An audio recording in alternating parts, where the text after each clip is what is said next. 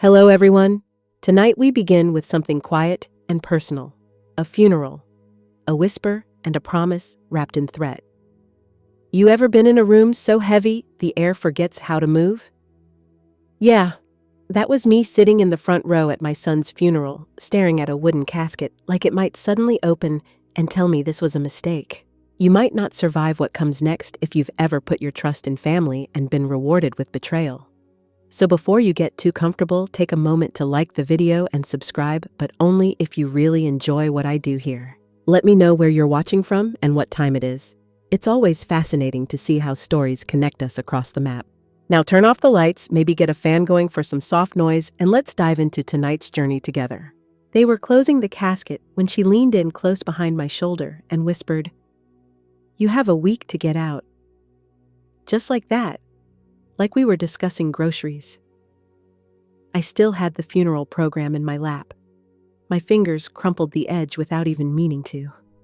I didn't look at her, just sat there frozen while the priest talked about closure and peace. Aaron, my only son, was 33.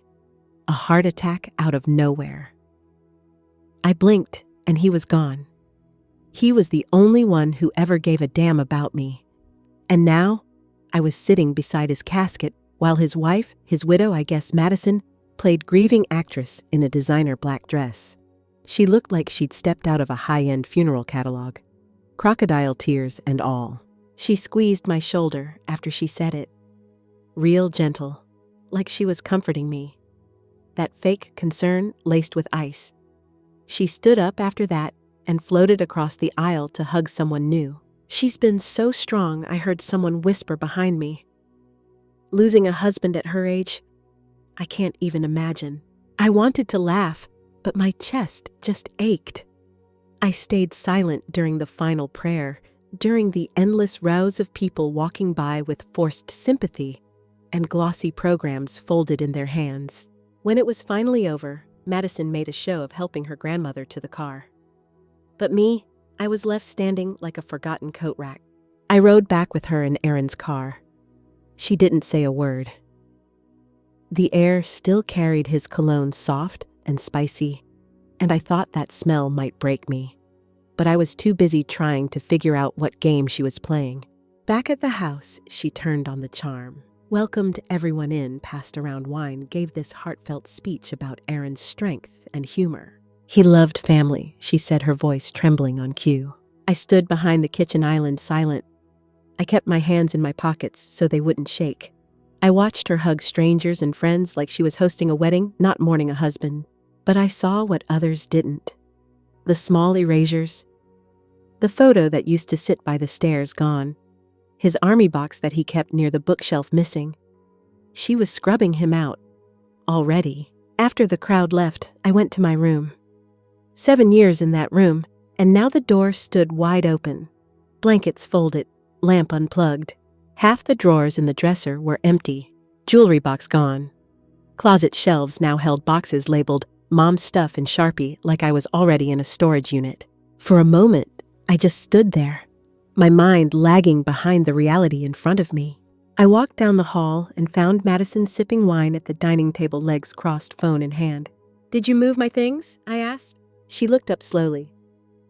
"I was just organizing. There's a moving company I can call when you're ready." Polite voice, pleasant smile. I wanted to scream. "Where's my jewelry?" I asked. She tilted her head like I was the one being difficult. "Some of it's in the safe. You wouldn't want to lose anything while people were coming in and out." "I didn't ask you to touch my things." She sipped her wine. "Aaron and I talked about this. It's not personal. We just assumed you'd want to move back to your sister's." "I don't have a sister. She knows that." I stared at her. "This is my home." She shrugged. It was his home. He would have wanted us to have space to grieve. Then she picked up her phone like I wasn't even there. I left the room before my emotions boiled over. I went back and reopened the drawers. Checked under the bed. The metal lockbox I kept there, gone. I opened the closet again. One box labeled Old Docs looked promising. I pulled it down, heart pounding. Receipts, warranty forms, Aaron's army records. And then I found it, my file folder. Old medical records, bank stuff, my passport. But no deed. The one Aaron made sure had both our names on it. The one we signed when I helped with the down payment. I checked again, and again, nothing. Madison's voice floated down the hall. Hey, do you want leftover salad, or should I toss it? I didn't answer. My hand was shaking. The deed was gone. That next morning, the house was quiet. No coffee smell. No good morning. Madison sat at the table typing like it was just any Tuesday. Morning, she said casually. Just checking some quotes for movers. My containers are gone, I said, opening the fridge. She smiled. Right. I figured it might help if I got a head start. I turned away before my face gave me away. In the living room, Aaron's old recliner gone, replaced with a sleek leather chair from a catalog. Where's Aaron's chair? I asked. It didn't fit the room anymore, she said without missing a beat. I just stared. It's been 9 days, she added. I'm not going to sit in a dead man's chair. That was the first time she said his name. Like it meant nothing. I didn't say another word. Just walked outside. My breath came in short, sharp gusts, like I was trying to breathe underwater. Then I remembered a name, a lawyer Aaron once recommended when we were updating our wills. I called. And that was the moment this stopped being grief and started being strategy. By the time the lawyer answered my call, I was pacing the backyard like a caged animal. Her name was Erica Shaw, soft-spoken but sharp. Aaron had met her through a vet support group. Said she reminded him of a librarian with a switchblade in her purse. Mrs. Albright, she asked. I wasn't expecting to hear from you.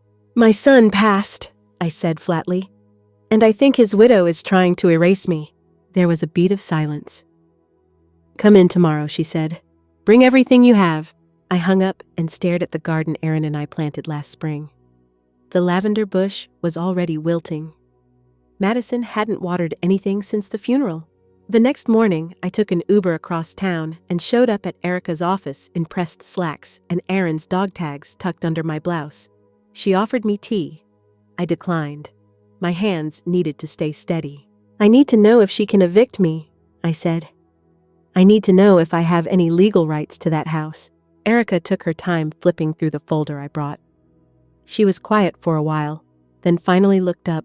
Do you remember when Aaron added your name to the deed, she asked. 6 years ago, I said. We were co-owners. He said it was for protection, so I wouldn't be left out if anything ever happened to him. Erica nodded. Then unless your name was removed, she can't kick you out. Not without a formal buyout, and certainly not with a whisper at a funeral. A laugh, bitter and short, escaped me. She's already moved half my things. I can't even find the deed. She might be banking on your grief making you passive, Erica said. That's how these things usually start, a performance of control.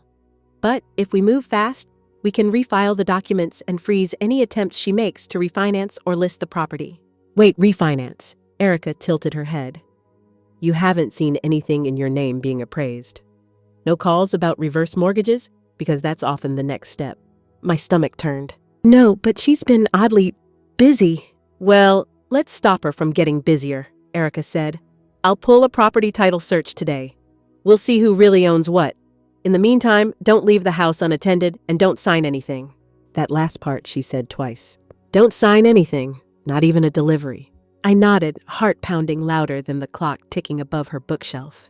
I spent that afternoon digging through every box in the garage, every cabinet. Madison had rearranged everything. My dishes were boxed, my curtains replaced, and a Pinterest board was open on the living room TV titled Clean Slate Widowed, but Winning. It had color palettes, sofa links, nursery ideas. Nursery? They didn't have kids. They weren't even trying. I opened her laptop. She wasn't home, had gone to a grief spa day, whatever that means. On the screen was an email chain. I shouldn't have looked, but I did. She'd been messaging a realtor. The subject line, property staging estimates. Attached were photos my home stripped. Photos she must have taken while I was out running errands. And in the email she wrote, once the old lady is out, we'll list ASAP, hoping for a bidding war. The old lady. I sat down, winded.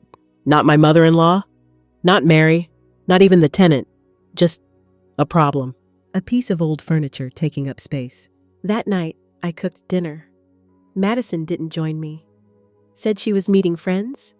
I sat alone at the table, Aaron's chair, gone his spot cold. I still set a plate. Just couldn't help it. When I went back to my room, my jewelry box was back, but lighter. My grandmother's brooch gone. She'd taken it, pawned it, or planned to. The next morning, Erica called. Got the results. Your name is still on the deed. She can't list or refinance without your consent. She knows that, which is why she's trying to manipulate you into leaving voluntarily. A breath I didn't know I was holding finally released. She's also filed for widow's benefits, Erica added, which makes sense, but she listed herself as sole resident. You'll need to challenge that. I thanked her. Hung up. Walked straight to the hallway and took down every photo Madison had staged. Aaron's medals went back on the wall. My wedding china returned to the dining cabinet. I reclaimed the house not with shouting, but with presence. Later that day, Madison returned. Saw the changes. Raised an eyebrow. You okay? She asked too casually. Better now, I said. Thanks for moving my things. I put them back. She smiled tightly. I just thought you might want to, start fresh. Funny, I said I was thinking the same thing. She didn't respond. Just left the room clearly rattled. The next week I stayed busy. Called the bank, froze joint accounts, spoke with the HOA, made sure all homeowner correspondence came to me. Changed the Netflix password. Small, but satisfying. She noticed, and by Friday, she cracked. You're acting like this is your house, she said. I looked up from my crossword. Because it is. Aaron's voice echoed in my mind. You'll always have a home here, Mom. And I would, because I wasn't going anywhere. Not without a fight. And not without flipping the script Madison thought she was writing alone. The next morning, I made pancakes. Not the boxed kind Madison buys, the real kind, with buttermilk and melted butter whisked in until the batter hums with warmth. The kind Aaron loved as a kid. When he was little, he used to make a little crater in the middle with his spoon, just so the syrup would pool up like a lake. I set a plate for myself and one extra, just out of habit. That empty seat across from me stung like a pulled tooth. Madison didn't come into the kitchen. I'm pretty sure she smelled the food and waited it out in her bedroom, sulking behind her laptop like a cartoon villain, Googling passive ways to evict someone. Fine by me. I needed the quiet because that morning I had a mission. The deed. The original blue ink copy Aaron signed when we put both our names on this house 6 years ago after I helped with the down payment from my retirement. I knew I'd seen it recently. Just didn't remember where. I started in the basement. Old boxes. Christmas lights. Aaron's box of baseball cards. Then the closet in the guest room. Empty. Then the attic. I hadn't been up there in ages. The pull-down ladder groaned when I stepped on it, as if the house itself was warning me not to uncover what had been hidden. The dust choked me. But there it was in a battered cardboard filing box, under a faded flannel blanket, exactly where Aaron used to keep the things he said were too important to toss, but too boring for a fire safe. Birth certificates, vaccination records, and then my breath caught the deed. Original copy, signatures intact, my name bold as day. I sat right there on the wooden beams and took a photo. Sent it to Erica with shaking hands. She replied in less than a minute. That's it. That's your shield. I sealed it in a manila envelope, labeled it with a black marker, proof, and tucked it between my old yearbooks in my bedroom bookshelf. Let her try to lose it now. Back downstairs, I brewed tea. Chamomile. My hands still trembled from adrenaline, but the steam helped. I heard Madison's door open, her heels clicking too sharply down the hallway. Morning, she said. Too chipper. I nodded. Did you sleep well? Her eyes flicked to the clean kitchen, to the empty syrup bottle. You made pancakes, I shrugged. Aaron's favorite. Figured I'd honor the man. She pressed her lips together. I think it's important we talk about boundaries. We're both grieving, but this house is mine, I said casually. In part, co-owned, actually. I found the papers this morning. That silenced her. Just for a beat. She blinked. I'm not trying to cause tension, Mary. Your family. Then treat me like it, I said. Her nostrils flared. I just thought maybe eventually you'd want to move on. Downsize? Be somewhere more age-appropriate. That phrase? Age-appropriate? What did she think I was, a lawn ornament? I sipped my tea. My knees still work. Thanks for the concern. She smiled tightly. No offense meant. Oh, none taken. I just suggest you stop talking to your realtor until you've checked the co-owner box on that listing form. Her expression twisted for a split second, then back to saccharine. I'm just trying to build a future, she said softly. Then build it somewhere else. She left the room, but her perfume clung to the air like a lie you couldn't scrub out. That afternoon, I took a walk around the block, needed fresh air and time to clear my head. When I came back, I caught her on the phone, didn't mean to eavesdrop, but the patio door was cracked. She found the deed. Yeah, I know. No, I didn't think she'd dig. I thought she was still fogged out. I'm working on it. She's not mentally stable, okay? She talks to herself. She still sets a place for him. A pause. She's not well. If I get one doctor to back me up, I can push for medical guardianship or mental wellness checks. I already have the paperwork started. My stomach dropped. She was planning to declare me incompetent. Erica had warned me all it takes is one dishonest doctor and some performance on their part. I stood there frozen. Then I grabbed my phone and hit record. Her voice clear as day. She won't last long. I can make her look like she's losing it. I just need more time. Click. Saved. Proof. When I walked in through the front door, she spun around, startled. You okay? She asked. I smiled, clearer than ever. That night, I didn't sleep much. But I started writing. A journal entry. Every conversation, every strange move she'd made. I recorded the date, the time, what she wore, what she said. My handwriting was still beautiful. Not that it should matter. But it does when someone tries to say your mind is fraying. I even added grocery lists, Sudoku puzzles I'd solved. Anything to show clarity, logic, and intent. She wanted a war. She was about to get one. And I had every reason to win. Because Madison thought I was forgettable. But I wasn't. I was furious. The attic became my sanctuary. Strange, I know most people think of attics as dusty death traps filled with forgotten junk, and at least one probably haunted porcelain doll. But mine, after that morning, felt like the safest place in the house. Quiet, unbothered, untouched by Madison's curated chaos. I kept going back up there, organizing the box I'd found, setting aside documents by year. Deeds, mortgage statements, receipts, Aaron's notes. It was all here. And more than that, it was ours. Mine and his, not hers. That's when I noticed something small tucked into the corner of the box. A folded envelope with my name written in Aaron's handwriting. Just Mary in blue ink. No date. I opened it, expecting a bill or an old note. But it was a letter. A short one.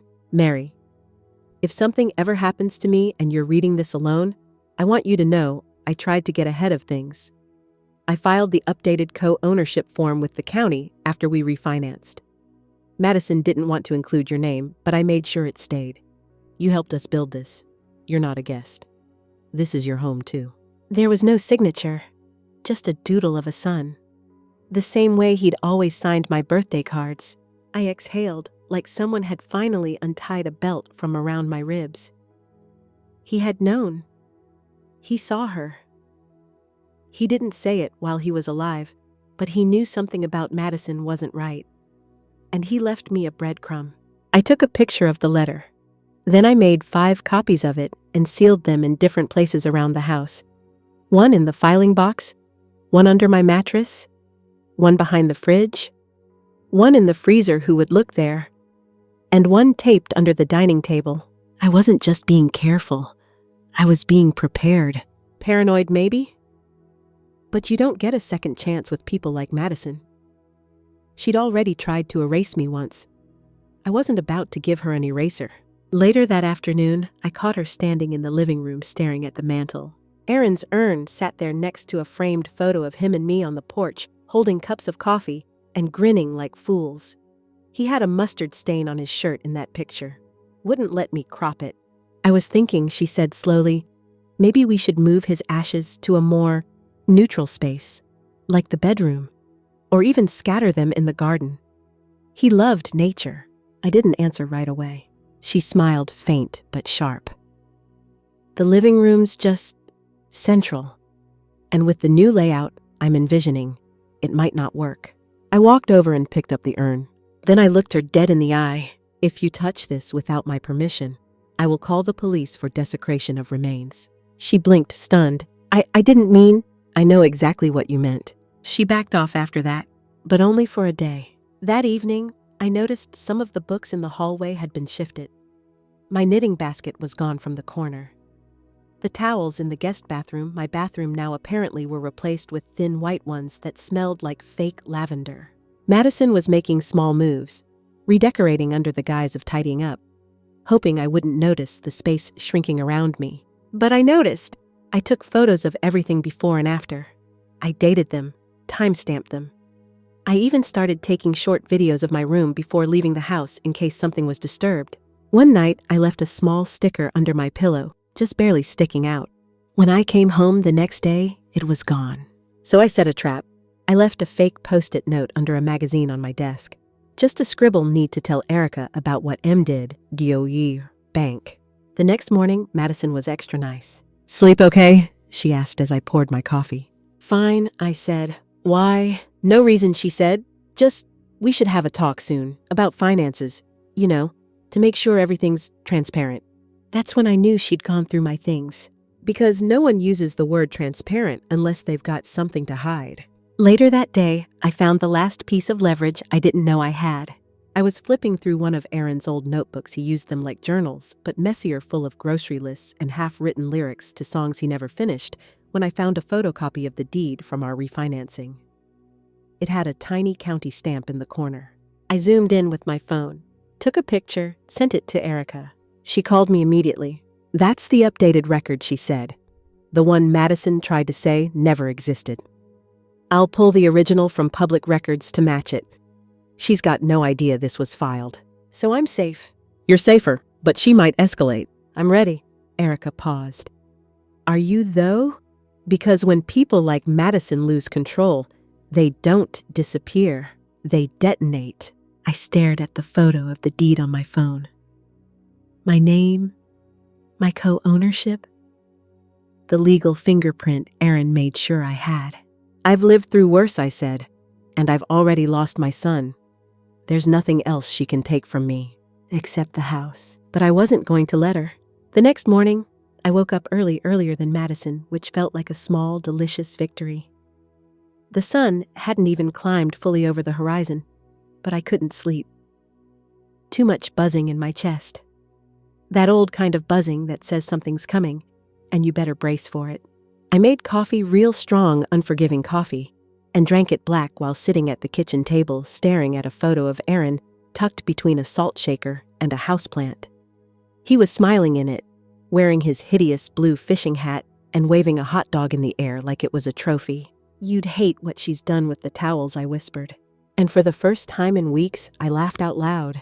Because grief is strange like that. It'll sit on your chest all night, then tickle you when you least expect it. By the time Madison walked into the kitchen around 8, still in her designer loungewear and eyes full of sleep, I had already scanned 2 documents, labeled them with timestamps, and emailed them to my lawyer. I was on the offensive now. She poured herself a smoothie green sludge that looked like punishment and smiled faintly. "You're up early." "Couldn't sleep," I said. "Too much on your mind." I sipped my coffee. "Not anymore." There was a pause, just long enough for the tension to settle in the room like morning fog. Then she said it. "I think we should talk about making the house feel more transitional." I blinked. "Transitional?" "Yeah, like, it's time to move forward. Aaron's gone, and I know he wouldn't want us frozen in grief. I mean, wouldn't you agree?" "I agree that he wouldn't want you touching his vinyl collection again without gloves." That shut her up for a moment. But Madison wasn't one to walk away from a confrontation. She just took longer to get there, like a snake circling before the strike. By lunch, she had printed out a list of home improvement ideas. She left it on the fridge like it was a PTA flyer. Bullet points included: paint over dated wood paneling, remove excess clutter, relocate bedroom for privacy, begin nursery conversion. Nursery. There it was again. I looked at the list. Then I took out a red marker and wrote across it in thick, unforgiving letters. No, she didn't say anything when she saw it later. She just removed the paper and replaced it with a calendar for baby milestones. Still, no baby in sight. I wasn't dealing with grief anymore. I was dealing with delusion, and people in delusion don't play by the same rules. That evening, as I folded laundry in the den, I heard her on the phone. Not loudly, but I caught enough. Yeah, she's still here. No, not signed yet. We need a doctor, someone reputable. No, just something to start the case if it goes legal. My stomach turned cold. That was the moment I realized I wasn't in a disagreement. I was in a campaign, and Madison was running it like a silent mayor of Crazy Town. She didn't want to wait for me to leave. She was building a reason to remove me. Quietly, legally, piece by twisted piece. So I did what any modern woman with a smartphone and Wi-Fi would do. I started documenting everything. I bought a small voice recorder and carried it in my robe pocket. I backed up my text emails and even recorded a 30-minute video of myself reading the entire will and deed aloud with commentary like some unhinged podcast host. And in that moment, I found myself saying something I hadn't thought before. I don't trust her not to hurt me. Not physically, emotionally, legally, financially. She was shifting the house, my house, one detail at a time. And the scary part, she was good at it, the kind of subtle manipulations that only show up in hindsight. A photo removed from the mantle. A book donated without asking.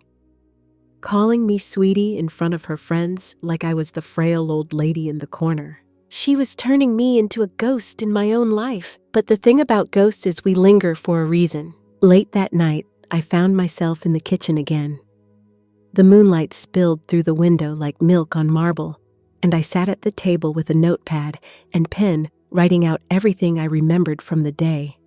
Times, words, expressions. I added a new column, suspected motives. I wrote transitional design.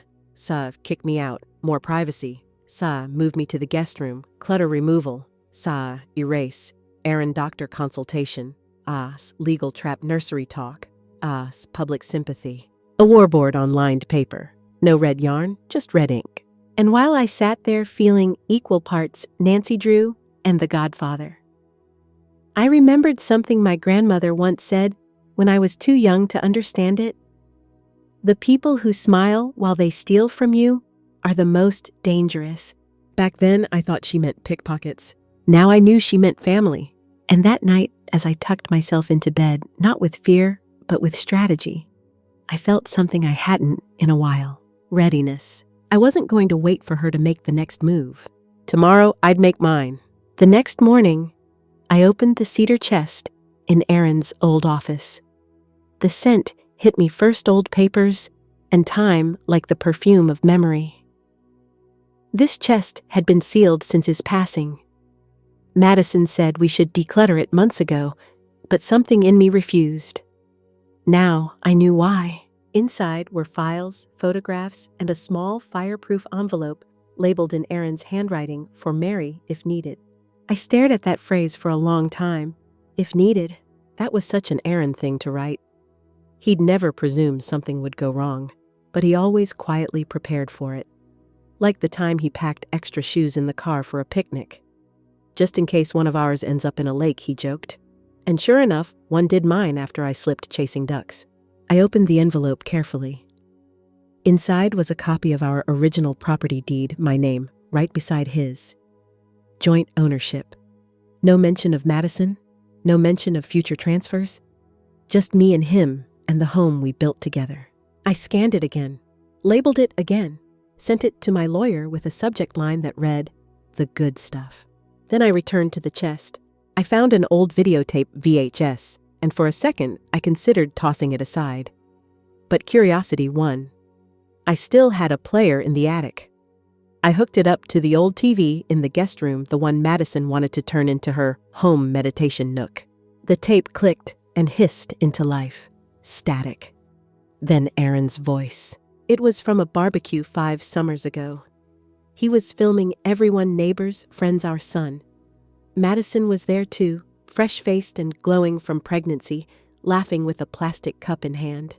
But what got me wasn't the people. It was Aaron's commentary behind the camera. "This is our backyard," he said, voice proud and soft. "Mary planted those azaleas. I hope they're still here when we're both old and wrinkled. This house. We built this house with every piece of us. I hit pause. That one sentence echoed louder than anything Madison had said in weeks. We built this house with every piece of us. I fast-forwarded through the rest. It was mostly laughter dogs barking and the soft clink of forks against plates.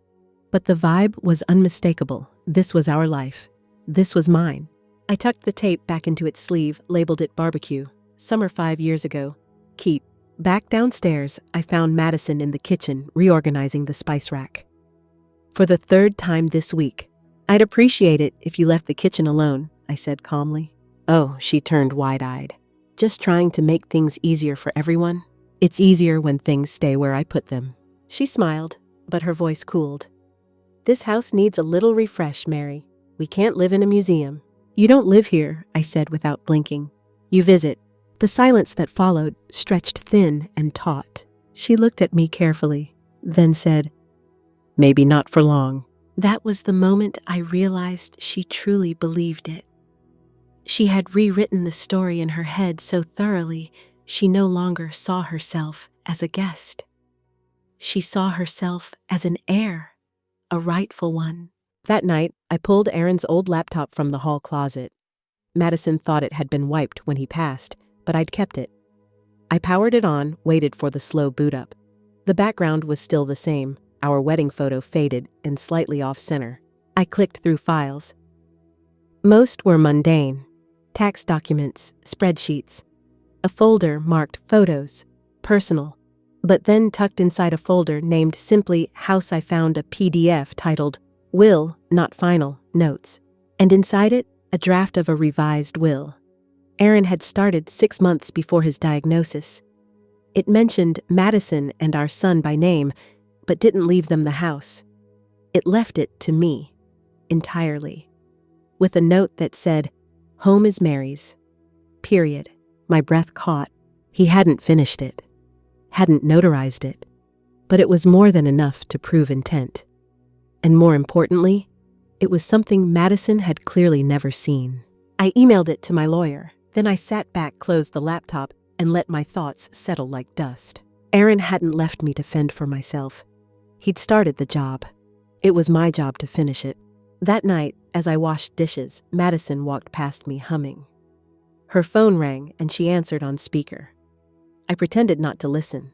Yeah, she's getting more stubborn, she said. No, the doctor's appointment isn't until Thursday, but I think we'll have what we need. The forgetfulness, the mood changes. It's building a pattern. She won't know what hit her. I dropped the plate just slightly, letting it clink against the sink. Enough to remind her I was there. She flinched, lowered the volume, walked out of the kitchen like a guilty ghost. But the damage was done. She was trying to build a case for incompetency. She wanted me declared unfit. And if that happened, the house would be in her hands by law. But now I had a whole folder of firepower. Let her try. This wasn't a game anymore. It was war with manicures and fake smiles. And I was ready to win. I didn't sleep that night. Not even close. My brain wouldn't stop flicking through moments like a broken projector. Madison's smug smile, her voice describing me as forgetful, the fake cheer in her tone every time she called me Mom. She was rehearsing. She was performing for some invisible jury, and I wasn't about to be the one left silent when the curtain dropped. First light came, and I was already dressed jeans, a fleece pullover, boots laced tight. War Armor Suburban Edition. I went into the backyard and clipped the dead heads off Aaron's roses. He used to say pruning was the secret to real growth. Cut the bad so the rest can bloom. That morning, I understood it in a whole new way. By noon, I'd bought a second lockbox for documents and stored it at Iris's house. She still had that dry wit and more connections than a church raffle coordinator. I handed her a folder and said, "If anything happens to me, open this and call Annette." She nodded like she already had a list of next steps printed on the fridge. Also, I added, "If Madison tries to contact you, don't engage." Please, Iris said. I've dodged IRS scammers with more sincerity than that girl. Back home, I pretended to nap on the couch while Madison paced upstairs. She was on the phone again, quieter this time, but not careful enough. I heard snippets. She's definitely slower than before. "No, I'm keeping notes. Yeah, Thursday. If we have a doctor say there's memory impairment, it strengthens our claim. Claim. I nearly laughed out loud. They were treating me like a property dispute. That night, I baked cookies, peanut butter, Madison's favorite. Not to be kind, to disarm. A little lullaby of sugar before the thunder. She came down, sniffed the air, smiled. You're so thoughtful. You're welcome, I said, offering her one. She took a bite and did that thing where she closes her eyes and moans like it's a Michelin dessert. I made small talk about TV shows, the weather, anything but the house. But all the while, I watched her closely, studying her tells, the way her eyes darted toward her phone when she got a notification, the way she smiled just a little too long. At 10:14 p.m., her phone buzzed. She picked it up and excused herself, stepping onto the porch. I followed silently to the adjacent hallway, cracked the window just enough. She's still acting sharp, she was saying. No, I haven't gotten her to sign anything. But we're close. She thinks we're bonding. My hand clenched around the curtain. Then the kicker. If we get the letter from the doctor on Thursday, we push the petition Friday. That gives us time before she even knows what's happening. I'll email the draft tomorrow. A petition. Guardianship likely. Or worse, medical power of attorney revamp. I recorded it. My phone barely peeked over the window ledge, but it got enough. I forwarded the clip to Annette with the subject line, "They're making their move." The reply came 10 minutes later, "I'll start drafting the injunction." I slept like a baby after that. Not because I wasn't scared, but because I knew I'd caught the wolf mid-snarl. The next day, I started speaking to the walls. Literally. Anytime Madison was nearby, I'd mutter to myself just low enough to be heard. Where did I put that document again? Oh, right, labeled and notarized. Silly me. Or, gotta call the bank again. Hope they remember I revoked everything in writing. Wouldn't want any confusion. Once I even whispered, Annette said it'll be airtight. Every signature verified twice. Smart, right. Madison never responded, but her eyes kept darting toward me. I was planting doubt like breadcrumbs she couldn't ignore. Because here's the thing about manipulators, they rely on your silence. They fear your confidence. By Thursday, she was jittery. Her nails were perfect, but her cuticles looked gnawed. She left mid-morning for the doctor's office. I knew she was trying to orchestrate the memory issue narrative, probably going to exaggerate things I'd said, or invent a few convenient slip-ups. What she didn't know was that Annette had already contacted the clinic, preemptively flagged the appointment, and requested an observer be present due to potential family coercion. The doctor agreed. That was the side note of the day. Doctors are far more used to elder coercion than people think. There's a protocol, and Madison had triggered every single red flag. When she returned home, her expression was flat. Not disappointed, not angry, just recalibrating. "Doctor ran late," she muttered. "Oh," I said, sipping tea. "I hope everything's okay." She gave me a long look as if trying to figure out whether I knew something. I smiled back, all innocence and chamomile. I waited until she left for errands and then pulled out the camcorder. Yes, the same one Aaron used for old barbecues.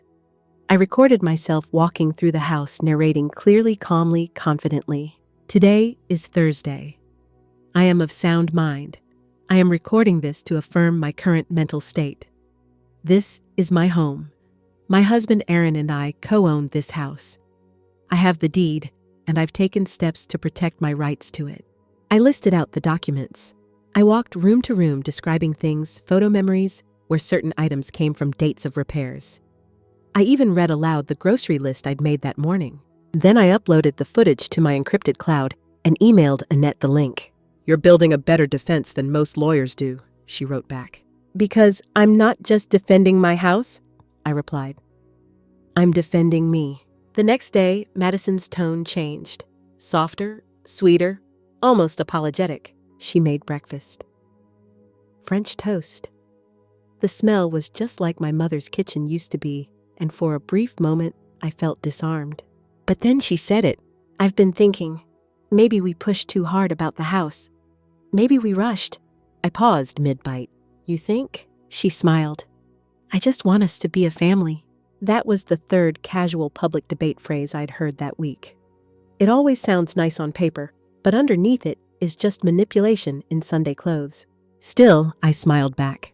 Me too. Because now I wasn't afraid of her. Now I had more than truth. I had a record. By the time Friday rolled around, things felt like they were wrapping up almost. I knew Madison was planning something. Her shifts in behavior had been too noticeable to ignore. She was getting too calm, too friendly, but something in her eyes always lingered. A little too much calculation beneath the surface. I wasn't fooled. She had just gone to the doctor's office again. Her visit had been less of a medical concern and more of an attempt to gain some form of legitimacy. A doctor's note, perhaps.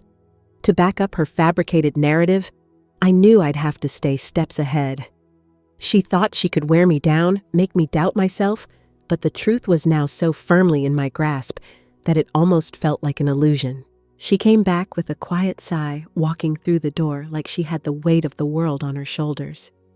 She had that same fake, vulnerable widow look plastered across her face. But I wasn't biting. "I think it's time," she said, voice low, almost sweet, like she was trying to appeal to a side of me that didn't exist anymore. "We both know this isn't working out. This house it's too much for you now. Too much for either of us, really." I looked up at her from the kitchen table. I didn't have to say anything. I didn't need to. She was walking herself right into her own trap. I simply kept stirring my tea, a quiet smile on my lips. "You're right, Madison," I said, my voice even, "but I'm afraid you're also wrong." Her eyes darted to mine, narrowing for a split second before she quickly masked it with a smile. She cleared her throat as though trying to redirect herself. "I know you don't want to move out, but I'm just trying to make things as smooth as possible for all of us. You'll always have a place in my heart, but maybe it's better if you just let go now." I didn't respond. I just kept stirring my tea as if nothing was happening. I wasn't sure whether it was pity or pure amusement that I felt in that moment. She still thought she could pull some emotional strings. She still thought I was the woman who would crumble at the mention of her son. But I wasn't. I wasn't broken anymore. And that was what she didn't get. The house was mine, not just legally, but in every possible sense. It was filled with memories of Aaron, of my son, the man I helped raise. Not Madison's. Not even close. She waited a few moments, probably expecting me to crack. But I didn't. She walked away, but I heard her muttering to herself, her phone already out, probably texting someone for reinforcements. She thought I'd fold. But instead of folding, I just kept making plans. The next morning, I took a long walk around the neighborhood. The sun was bright, and the air was crisp. The kind of morning where you could almost feel like you had a clean slate, like anything was possible. The smell of fresh grass mixed with a soft hint of coffee coming from a neighbor's porch as I passed by. But in the back of my mind, I knew something had to be done.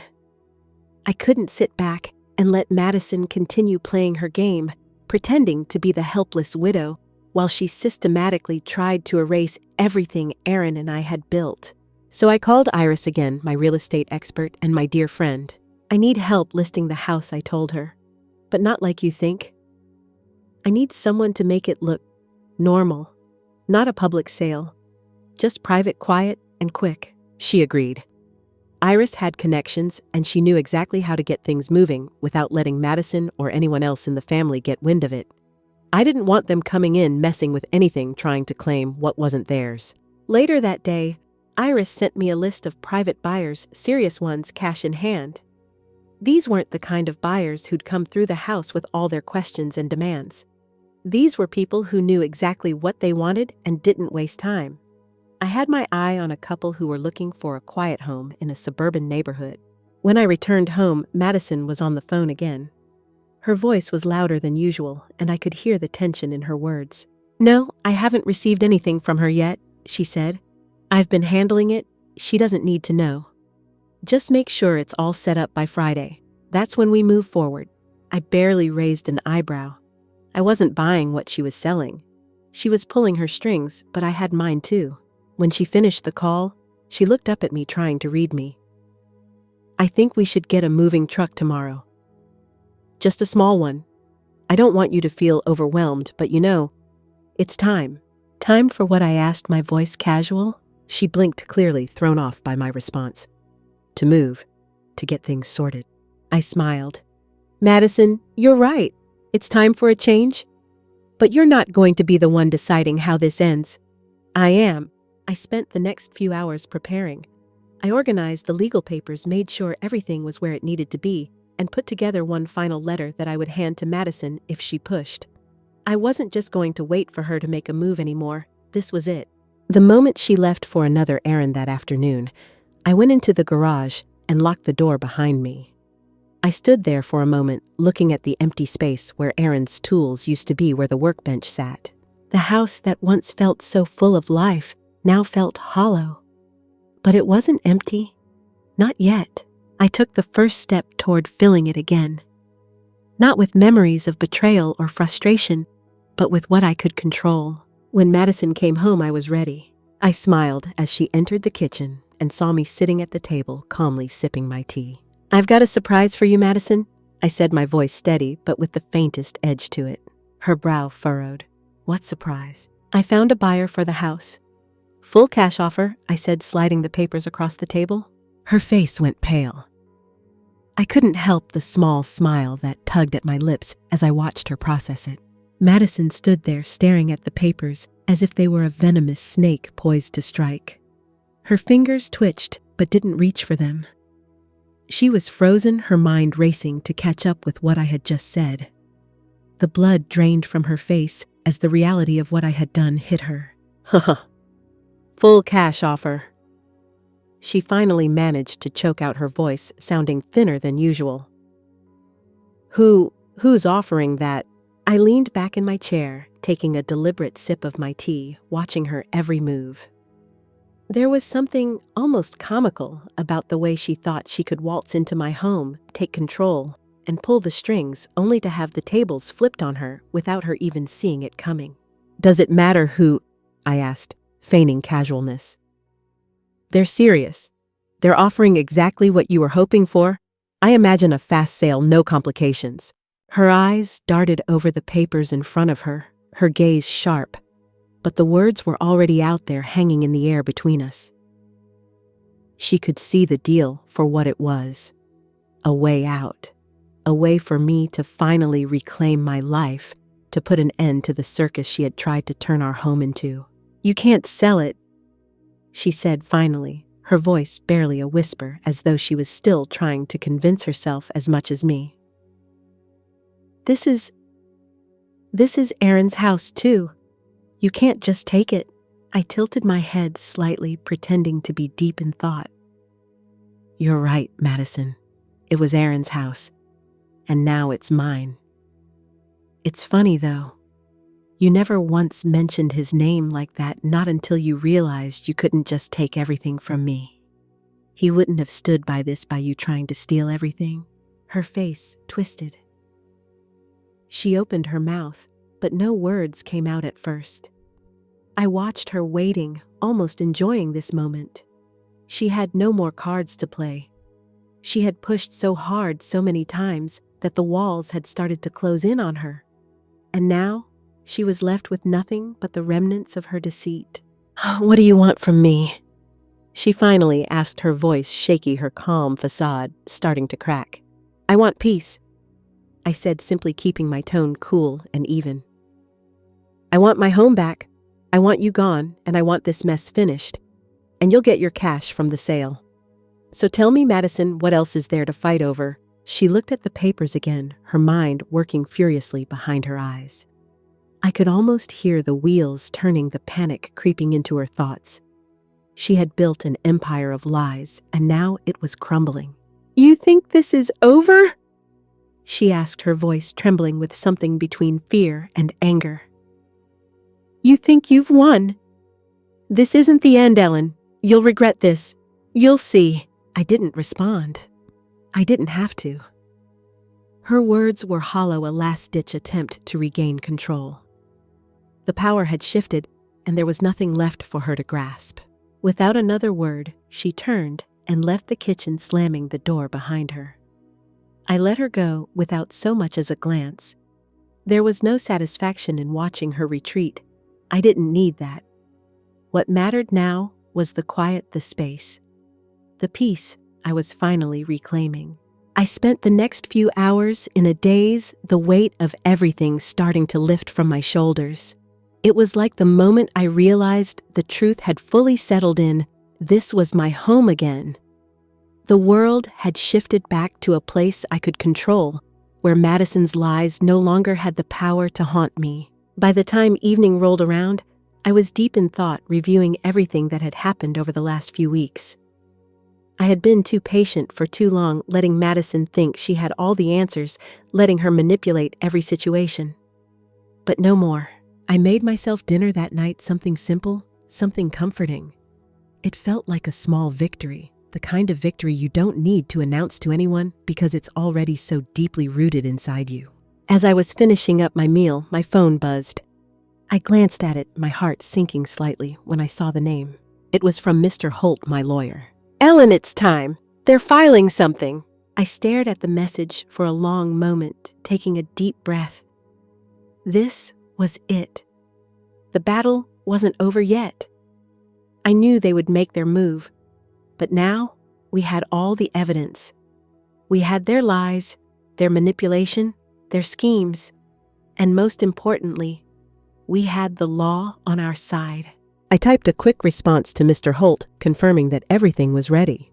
The next step was inevitable. I wasn't just defending my home anymore. This was bigger than that. I was going to expose Madison for what she was, a fraud. A woman who thought she could take everything from me by playing the part of a grieving widow, when in reality, she was just a woman who wanted to erase my place in Aaron's life. The next few days felt like a blur. I stayed focused, determined, and methodical in everything I did. Madison, on the other hand, had gone quiet. She was planning something, I knew that much. But whatever it was, it didn't matter. We were steps ahead. On Friday morning, I found myself standing in front of the courthouse, feeling a mix of nerves and anticipation. This was it. The moment everything changed. This was the moment we would prove Madison had tried to steal everything, including my son's legacy, by manipulating the system by fabricating stories and documents to her advantage. I didn't know how long the process would take. I didn't know if the truth would be enough. But I knew one thing for sure, I wasn't walking out of that courtroom as a victim. Not anymore. I had done everything I needed to. I had all the evidence. I had the legal support. And most importantly, I had the truth. When the court session began, Madison walked in, first her lawyer right behind her. She tried to look calm, collected, but her eyes kept darting around as though she knew something was coming. Her usual poise had turned into desperation. She looked at me from across the room, her expression hardening when our gazes met. It was a silent battle now, one she didn't even realize had already been decided.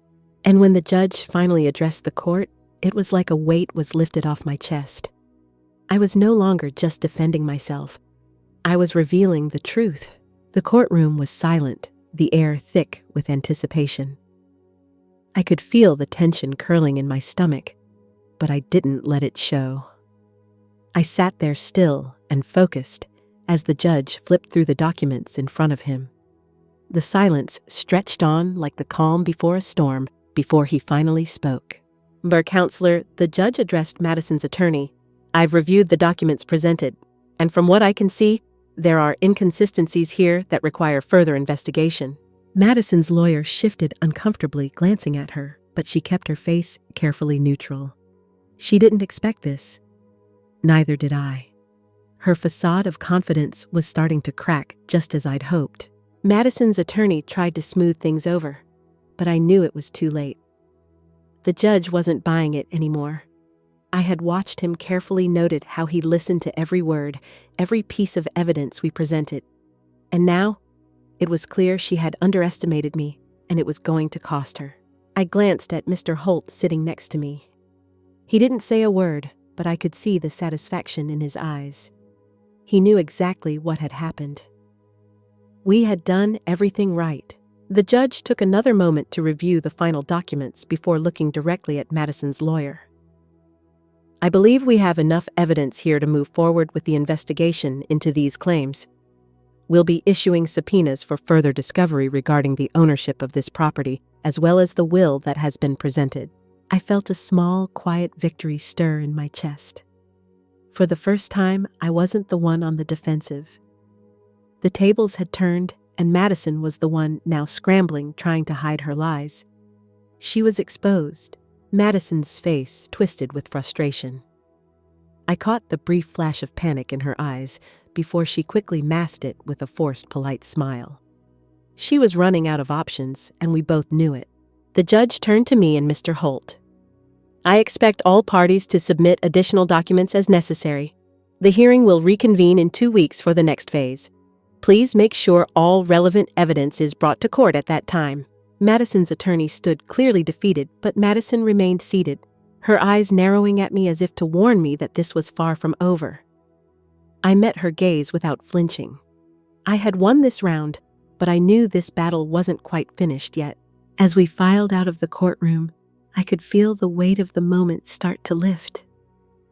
I wasn't celebrating yet. I still had a long road ahead of me, but I could finally see the end of this dark chapter. The next few days passed in a blur. I stayed busy focusing on what needed to be done, keeping my distance from Madison, who was still pretending everything was fine. She barely spoke to me, retreating into her corner of the house like a wounded animal. And then, just as I thought the storm might be subsiding, something unexpected happened. Madison came to me one morning looking different. Her eyes were downcast, her posture stiff. She didn't speak at first, just hovered in the doorway of the kitchen, watching me make my coffee. After what felt like an eternity, she finally spoke. "Ellen?" She said, her voice soft, almost hesitant. "I want to apologize. I've been going about this all wrong. I've been selfish, and I see now that I've pushed you too far. This whole thing is not how Aaron would have wanted it." I didn't say anything right away. I didn't even look at her. I continued pouring my coffee, my mind spinning. Was she being sincere, or was this just another manipulation, another attempt to make me drop my guard? I was grieving. She continued, her voice trembling now. I didn't know how to cope. But I see now how I've hurt you, and I'm sorry. Really, I am. I looked up at her, finally meeting her gaze. I wasn't buying it, not for a second. I had seen too many lies come out of her mouth to trust anything she said. But I could see the vulnerability in her eyes, the cracks in her armor that she was trying to cover up. I set my coffee cup down slowly, my voice steady as I spoke. It's too late for apologies, Madison. You've already shown me exactly who you are, and no amount of sorry is going to change what's happened. Her face tightened, and for a moment, I thought she might explode. But instead, she just nodded, her shoulders slumping in defeat. She didn't say anything else. She just walked out, leaving me standing there, my heart beating steadily in my chest. It was over. It really was. A few days later, I received a call from Mr. Holt. "Ellen," he said, his voice calm but serious. "I have some news. The subpoenas have been issued, and we've gotten some important documentation in. It looks like Madison is in deeper trouble than we thought. There's more evidence of fraud than we initially realized. We're going to need to move forward with filing charges." I didn't know what to say at first. The relief, the anger, the disbelief all swirled together. For months, I had been fighting this woman, trying to hold on to what was mine, what was rightfully mine. And now it seemed like justice was finally within reach. "Do what you have to do," I said, my voice steady. "I'm done waiting for her to make her next move." Mr. Holt agreed, and we began preparing for the next phase of the legal process. The waiting was the hardest part, but I had learned a long time ago to be patient, to trust that things would unfold the way they were meant to. A week later, the court issued a ruling. Madison was ordered to vacate the property immediately, and a formal investigation into the forged will and fraudulent activities was opened. The legal system had spoken, and there was no longer any room for her lies. When I saw her pack up her things, her face a mask of fury and humiliation, I felt a strange sense of calm wash over me. This wasn't about revenge. It was about standing up for myself, for my son, and for everything I had worked for. I had been through so much, but I had never given up. And now it was over. As Madison left, I didn't feel angry. I didn't feel victorious.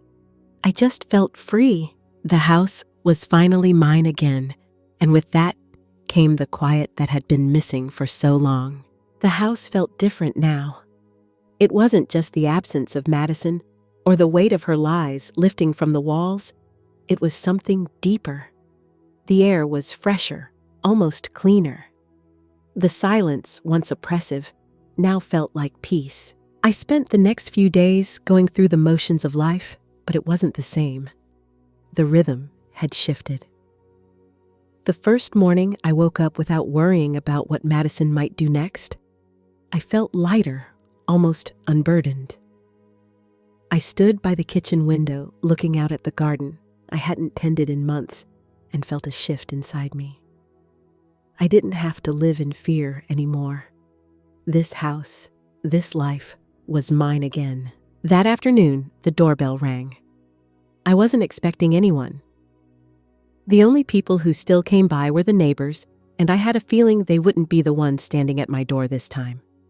When I opened it, there stood Kyle, the man I had seen at Madison's grief gathering.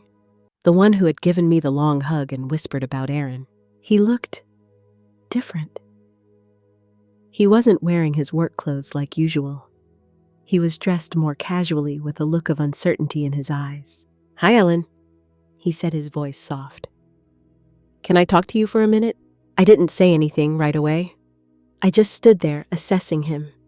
After everything that had happened, I wasn't sure I could trust anyone, but something in his demeanor made me pause. "Sure," I said, stepping aside to let him in. We sat down in the living room. It was still quiet, too quiet. The only sound was the soft ticking of the clock on the wall. Kyle cleared his throat, then spoke again, his voice quieter this time.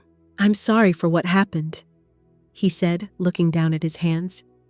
"I know you probably don't want to hear this, but I owe you an apology." I raised an eyebrow. "What for?" Kyle looked up, his gaze meeting mine. "I should have done more. I should have stood up for you at Madison's gathering. I knew something wasn't right. I knew she was manipulating everyone, but I didn't say anything. I just stood there like the rest of them. I hadn't expected this, his honesty, his acknowledgement of what had gone wrong. He was one of the few people who hadn't completely fallen for Madison's act, and for the first time in a long while, I felt a flicker of hope. Maybe there were still people who cared about the truth. "Why are you telling me this now?" I asked, my voice steady but with a hint of curiosity.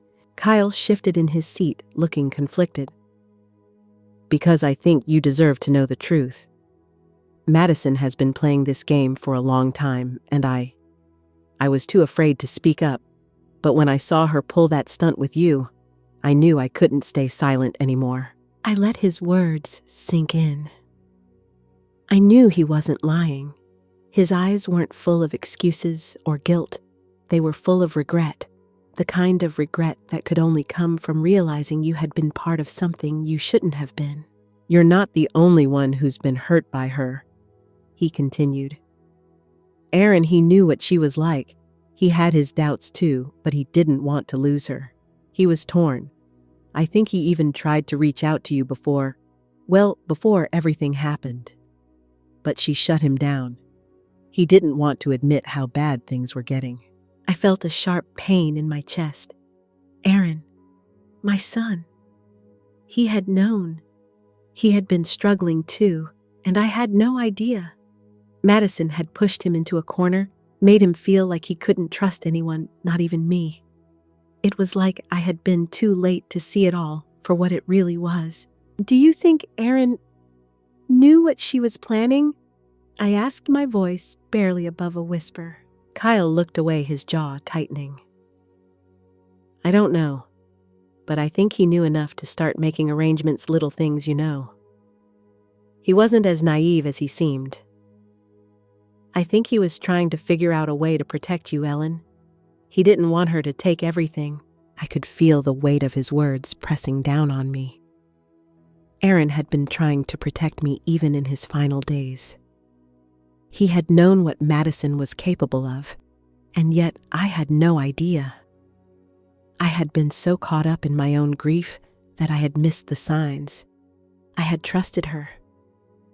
I had believed in her when she had been playing me from the start. I swallowed the lump in my throat and looked at Kyle. So, what happens now? I asked. Kyle sighed deeply. Honestly, I don't know. Madison's not done. She's not going to walk away quietly. But I'm here. I don't know if I can do much, but I'll do what I can to help. I owe you that much. I nodded, a small, tight smile pulling at the corner of my lips. Thank you. Kyle stood up, hesitated for a moment, then walked to the door. I'm sorry, Ellen. I really am. I watched him leave, my mind swirling with everything he had told me. I hadn't expected him to come to me, especially after everything that had happened. But maybe, just maybe, I wasn't alone in this fight. Maybe there were still people out there who believed in what was right, who saw through Madison's lies. I closed the door behind me and walked to the kitchen, my hands gripping the countertop.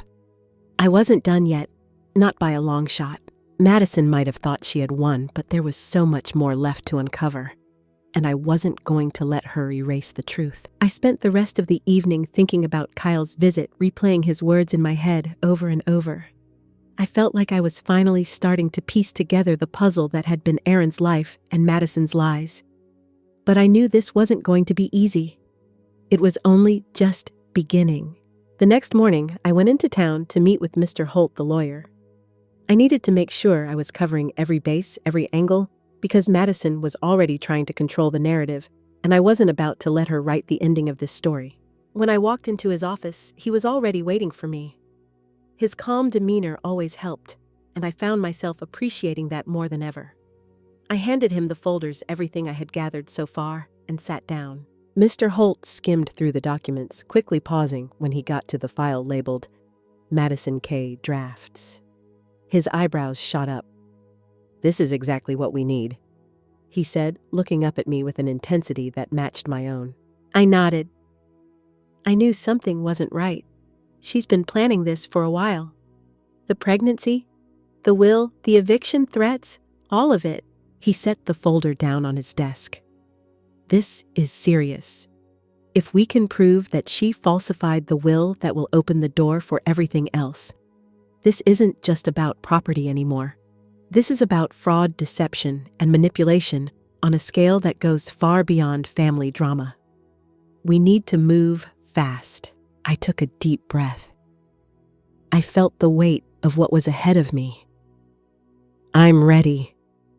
I don't care how long it takes. I want her exposed for what she is. Mr. Holt nodded and leaned back in his chair. We'll file a motion to review the will. I can request a subpoena for her digital records, email logs, and anything that might back up your claims. Once we prove the fraud, we can push for a full investigation, including the possible criminal charges. My heart raced. I knew Madison wouldn't back down easily. She had always played dirty, but this time she had underestimated me. She thought I was weak, just a grieving mother who wouldn't fight back. But what she didn't realize was that I had something she couldn't take: my son's love and the truth. I left Mr. Holt's office with a renewed sense of purpose. I wasn't just trying to protect my home anymore. I was fighting for something much bigger. For Aaron. For justice. For everything that Madison had tried to steal from me. Back at the house, the atmosphere felt more tense than usual. Madison was still there, though I could tell she was starting to get rattled. She was pacing around the living room, her phone glued to her ear as she made a series of frantic calls. I stood in the doorway watching her with a mix of disgust and determination. She was so far gone in her own lies that she couldn't even see how much she was digging her own grave. I walked into the kitchen and started making tea, taking my time with it. The process was slow, methodical, just the way I needed to approach everything now. There was no rush. The more she pushed, the more I gathered. Madison came into the kitchen just as I was setting the kettle down on the stove. She looked at me with an unreadable expression, then went to the fridge, ignoring me completely. So she said, her voice tight, "I've been thinking. Maybe we should talk about how things are going to work once the house is mine." I froze for a moment, the cold air from the fridge swirling around me. I didn't answer right away. Instead, I turned to face her, slowly studying her. "You're really still trying to do this, aren't you?" I asked, my voice calm but sharp. Madison looked at me over her shoulder, her eyes narrowing slightly. "I'm just trying to make sure we don't have any more misunderstandings. It's not personal, Ellen, but I'm not going to let you ruin everything." I chuckled softly, a small, bitter sound that barely passed my lips. "You're the one who's been lying and manipulating Madison? You're the one who's ruining everything. You might be good at playing the victim, but I'm not falling for it anymore." She spun around, the look in her eyes venomous. "You don't know what you're up against. You think you've got everything figured out, but I'm not going anywhere. You think I'll just walk away from what's mine. Think again." I stood there unmoving, watching her. "It's not yours. Not legally, and you know it." Madison's face flushed with anger, but she didn't say anything else. Instead, she grabbed her purse off the counter and stormed out of the room.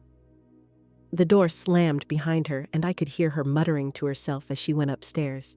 I stayed in the kitchen, finishing my tea, taking my time. She was panicking now. I could feel it. She knew she was losing her grip, and it was only a matter of time before she showed her true colors even more.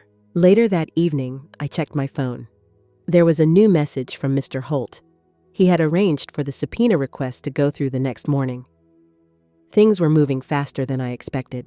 I spent the next few hours organizing everything, documents, photos, the file folder with all of Madison's little mistakes. It was all going into the hands of someone who could help. As the night settled in, I sat on the couch staring at the walls of this house. The house that had once been a home, a place where Aaron and I had laughed, cried, and built a life. Now it felt like a battleground, but I was ready. I wasn't going to let Madison destroy everything Aaron and I had worked for. Tomorrow, everything would change. The next morning, I woke early, the first rays of sunlight streaming through the window, casting long shadows across the hardwood floor. I made my coffee in silence, each sip bringing more clarity. I'd spent the last few weeks caught in the whirlwind of emotions, grief, anger, and even moments of fear. But today, I was no longer just reacting. I was acting.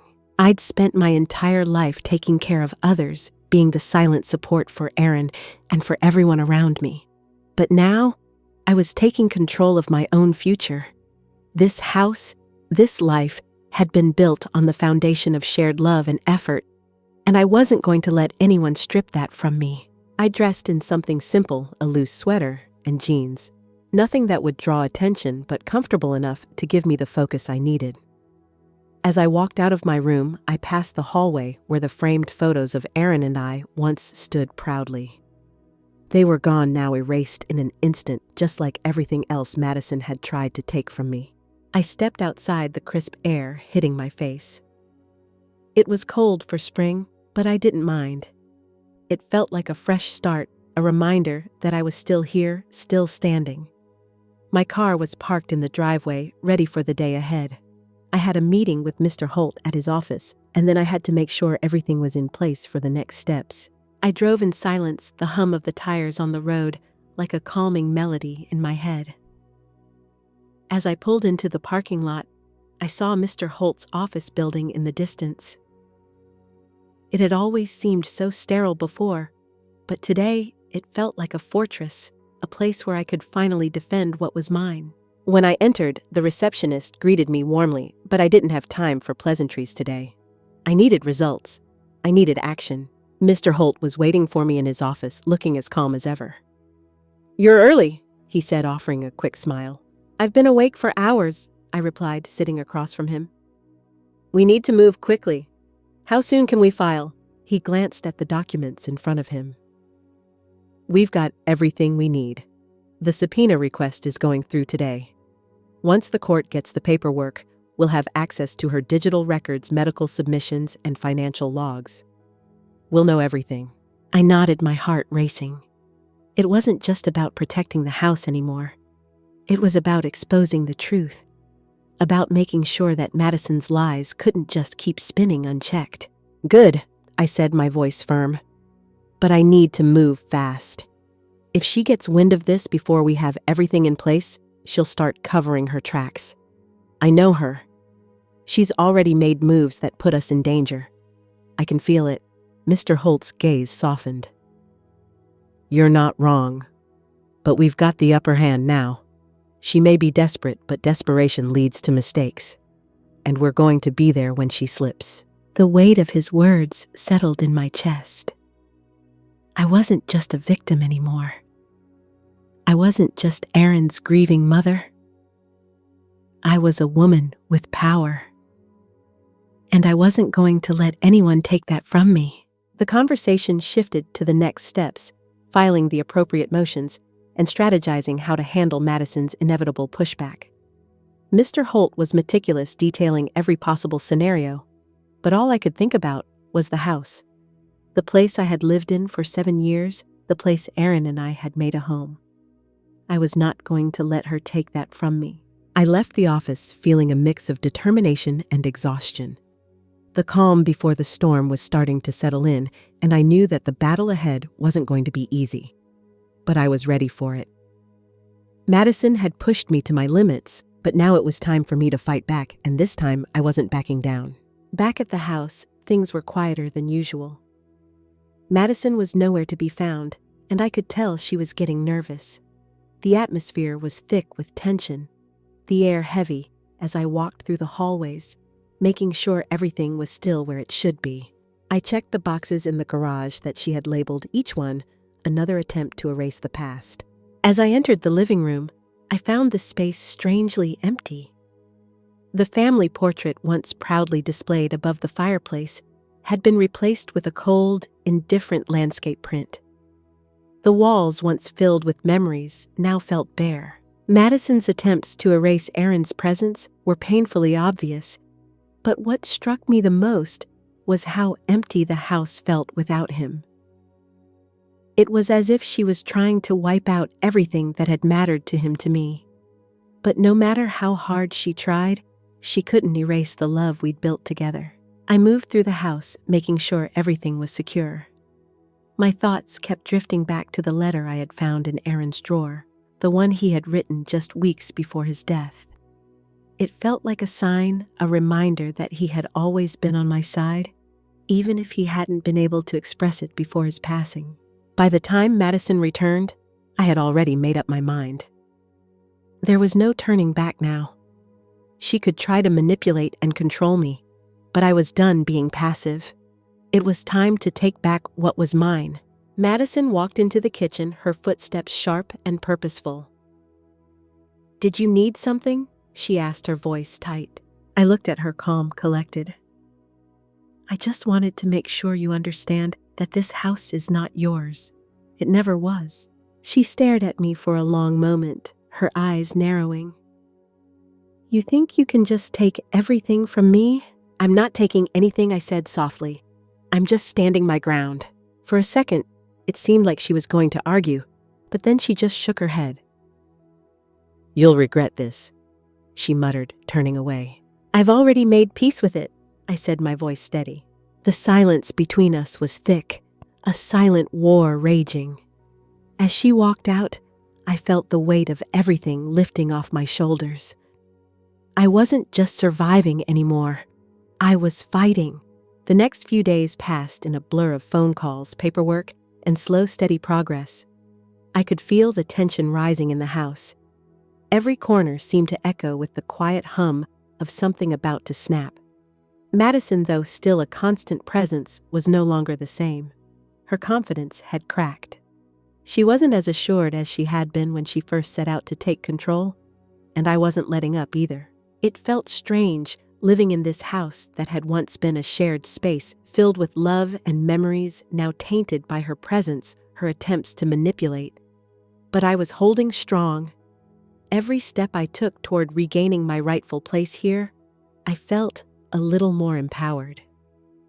The legal papers in my hands felt heavy, but they were the sword I needed to defend myself. By now, I had gathered everything, every document, every photo, every proof of Madison's deceit. Each one built a wall around me, shielding me from her lies. I had the deed, the bank statements showing my contribution to the down payment, Aaron's handwritten letter, and now the evidence of Madison's forged will. The case was becoming more clear by the day, and I could feel the control slipping from her fingers. But I wasn't about to make any hasty moves. I needed to wait for the perfect moment, the exact moment when she would reveal her true nature one last time. It came sooner than I expected. I was in the kitchen making lunch when I heard Madison's voice coming from the hallway. She was on the phone, but the tone was low, almost conspiratorial. "Yeah, she's acting like she has a right to stay," she was saying. "But we both know the truth. She's just playing the victim. I'll get her out of here. Don't worry." I froze. I hadn't heard her so clearly spoken before. She was still playing her game, thinking she could twist the narrative however she liked. But this time, I had the upper hand. I stood there listening as she continued. "I know she's got some of the papers, but they don't mean anything. I've got a few more tricks up my sleeve." I barely contained my anger as I grabbed my phone, quickly snapping a photo of the text she had just sent someone. It was a new threat, one that she hadn't dared voice before. It was as if she knew that the moment she made her next move, she would be exposed for the fraud she truly was. When I walked into the living room later that afternoon, she was sitting on the couch, as calm and composed as ever. But something in her eyes told me that she knew she was cornered. "What do you want, Ellen?" she asked, her tone light but brittle. "I just wanted to make sure you understood," I said, holding her gaze. "You're out of time. You've tried every trick you can, but it's over." She didn't respond immediately, but I could see the flicker of fear behind her facade. Her phone buzzed again, but she ignored it. I walked over to the kitchen counter where I had set the evidence photograph scans of the deed and the original bank statements. I laid it all out before her. Her face went pale as she looked at the images. Her grip tightened around her phone, but she didn't speak. The silence between us was louder than any words could have been. "You are never going to win this, Madison," I said, my voice steady and calm. "You thought you could erase me, erase everything that Aaron and I built here.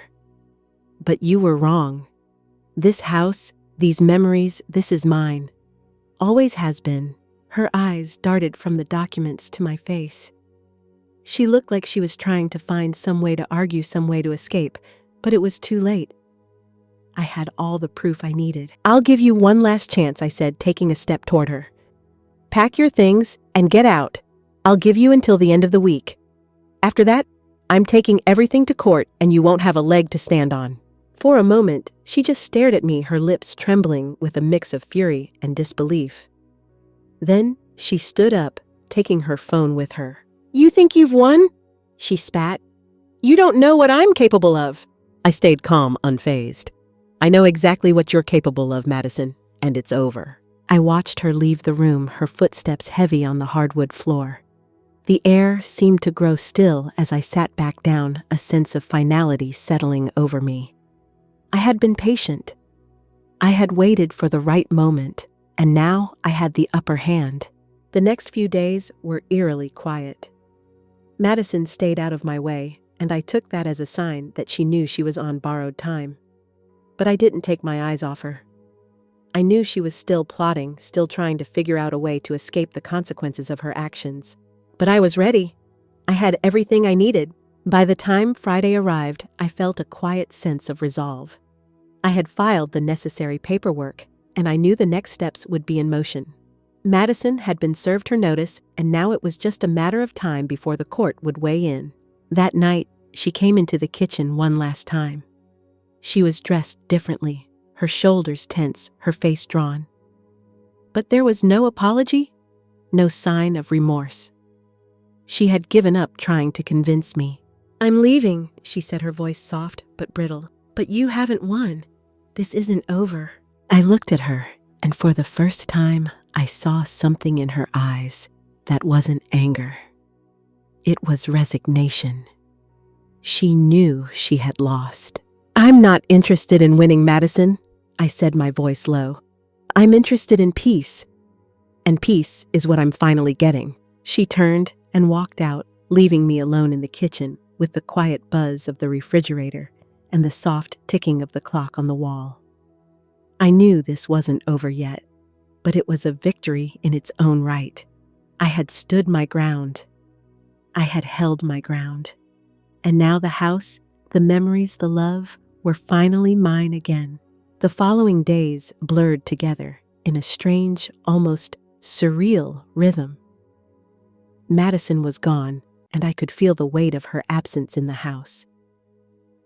It was a strange emptiness at first, like I had woken up from a nightmare and was slowly adjusting to the quiet that had replaced the tension.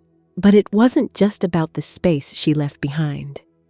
It was about what I had learned, the strength I had found in myself when I thought I had nothing left to fight with.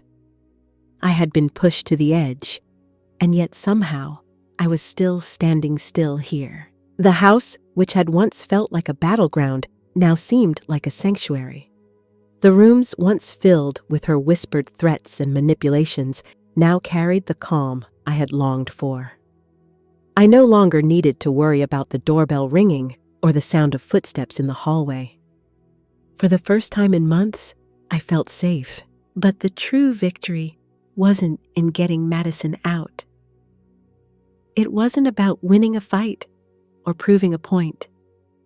No, the real victory was in reclaiming my life, my peace, and my memories with Aaron.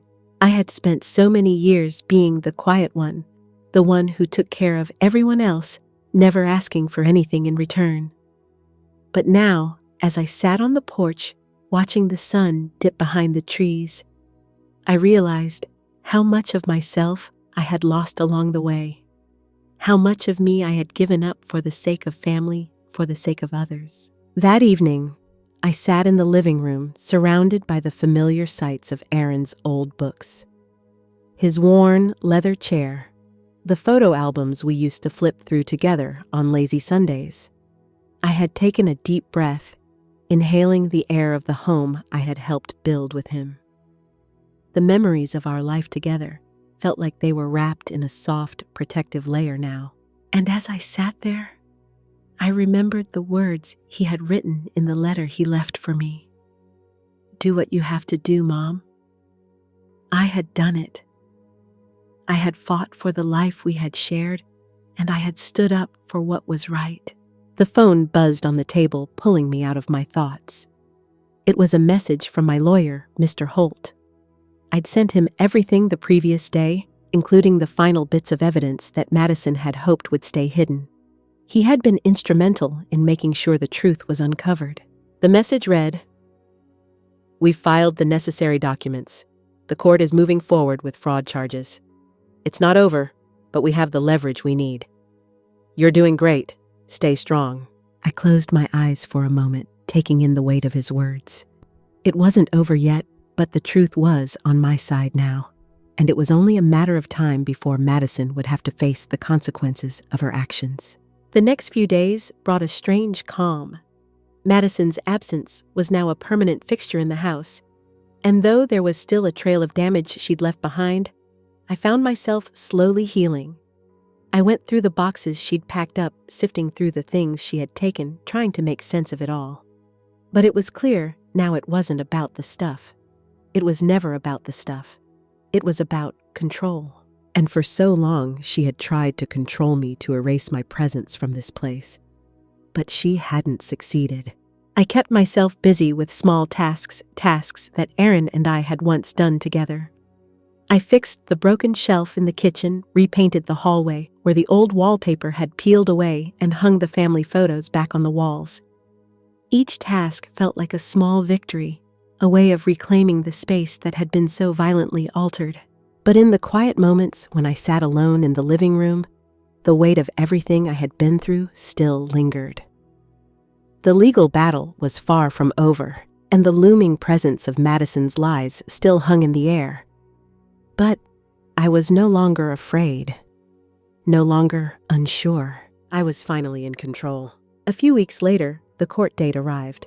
The preliminary hearing to determine the validity of the forged will and the disputed ownership of the house. Mr. Holt was confident that we had enough evidence to win, but I couldn't help but feel a sense of dread as I walked into the courthouse that morning. It was a strange mix of emotions, fear, anger, but mostly exhaustion. When we sat in the courtroom facing Madison and her attorney, I couldn't help but feel a sense of satisfaction. Madison sat there, her face tight, and her eyes darting between the papers in front of her and the judge. She had always been so confident, so sure of her manipulation. But now the truth was on the table, and she had no escape. Mr. Holt presented the evidence one piece at a time. The forged signature on Aaron's will, the discrepancies in the ultrasound dates, the emails showing Madison's plans to sell the house behind my back. Each piece of evidence cut deeper into her facade. I watched as her face turned pale, as her shoulders slumped. She had thought she could get away with everything, but she hadn't counted on me fighting back. By the time the hearing was over, the judge had made it clear the house was mine. There would be no eviction. The fraudulent will would be nullified, and Madison's attempts to manipulate the situation were now on record. It wasn't the end, but it felt like a victory. A quiet, personal victory. In the days that followed, Madison disappeared from the scene, her attempts to control the situation collapsing in on themselves. I didn't need to chase her down or scream at her. The law had spoken. And as much as she had tried to rewrite the story, she couldn't escape the truth. I spent the rest of that week taking the final steps to reclaim my life. I filed the paperwork for full ownership of the house, contacted a real estate agent to list the property for sale, and made plans to move forward with my life. But there was still one last thing to do. One final piece of the puzzle. I sat down at my kitchen table, the same table I had shared with Aaron for so many years. I looked at the picture of him that still hung on the wall, and I smiled. I wasn't just surviving anymore. I was living. And for the first time in a long time, that felt enough.